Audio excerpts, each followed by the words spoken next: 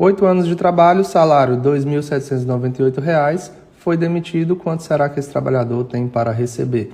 Inicialmente, aviso prévio de 54 dias, tendo em vista que foram 8 anos e a cada ano de trabalho aumenta 3 dias no aviso prévio, R$ 5.036,40.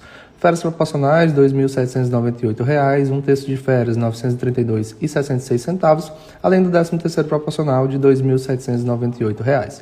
Vai ter aqui, claro, os descontos do INSS, então menos R$ 335,76. O FGTS vai ser liberado no valor total, R$ 21.448,64, além da multa de 40% que o patrão tem que pagar em caso de demissão, R$ 8.595,46.